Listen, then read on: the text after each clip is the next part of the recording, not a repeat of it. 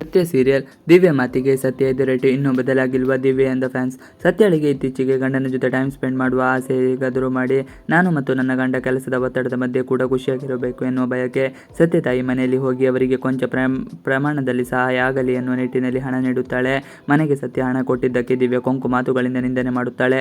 ಆದರೆ ಅದ್ಯಾವುದಕ್ಕೂ ಸತ್ಯ ತಲೆ ಕೆಡಿಸಿಕೊಳ್ಳುವ ಮಾತೇ ಇಲ್ಲ. ಏನೇ ಹೇಳಿದರೂ ದಿವ್ಯ ಸರಿ ಹೋಗುವ ಬಹಳ ದೂರದ ಮಾತು ಎಂದು ಮನದಲ್ಲಿ ಯೋಚನೆ ಮಾಡಿ ಅಮ್ಮ ಹಾಗೂ ಅಜ್ಜಿಯ ಆಶೀರ್ವಾದ ಪಡೆದು ಅಲ್ಲಿಂದ ಹೋಗುತ್ತಾಳೆ. ಪೊಲೀಸ್ ಕಾನ್ಸ್ಟೇಬಲ್ ಮೆಡಿಕಲ್ ಮಾಫಿಯಾದ ಬಗ್ಗೆ ಮಾತನಾಡುತ್ತಿರುತ್ತಾರೆ. ಮೆಡಿಕಲ್ ಮಾಫಿಯಾ ಇದೀಗ ಎಲ್ಲೆಡೆ ಹಬ್ಬುತ್ತಿದೆ, ಇದನ್ನು ತಡೆಗಟ್ಟಲು ಬಹಳ ಕಷ್ಟ ಎಂದೆಲ್ಲ ಮಾತನಾಡುತ್ತಿರುತ್ತಾಳೆ.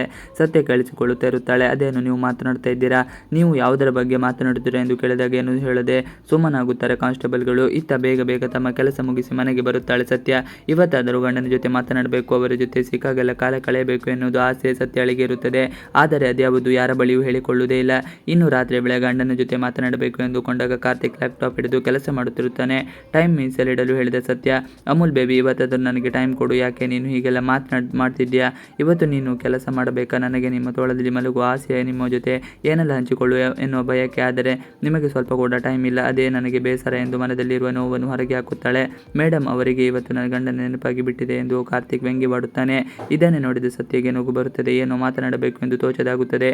ಕಾರ್ತಿಕ್ ತೋಳೆಯಲ್ಲಿ ತಲೆ ಇಟ್ಟು ಮಲಗಿದ ಸತ್ಯ ಕೊನೆಗೆ ಕಾರ್ತಿಕ್ ತೋಳಲ್ಲಿ ತನ್ನ ಮುಖ ಇಟ್ಟು ಖುಷಿಯಲ್ಲಿ ಇರುತ್ತಾಳೆ ಸತ್ಯ. ಇತ್ತ ಸತ್ಯ ಮನೆಯಲ್ಲಿ ಪಲಾವ್ ಮಾಡಿ ಇರುತ್ತಾಳೆ ಊರ್ಮಿಳಾ. ಅದನ್ನು ತಿಂದ ಊರ್ಮಿಳೆಗೆ ಮಗಳು ಮೆತ್ತಗೆ ಅಮ್ಮನ ಬಳಿ ಹೇಳುತ್ತಾಳೆ, ಏನಮ್ಮ ಈ ಬಾರಿ ನೀನು ಸೊಪ್ಪು ಜಾಸ್ತಿ ಹಾಕಿದ್ದೆ, ತಿನ್ನುತ್ತಿದ್ದಂತೆ ಸೊಪ್ಪು ಸಿಗುತ್ತದೆ ಎಂದು ಹೇಳುತ್ತಾಳೆ.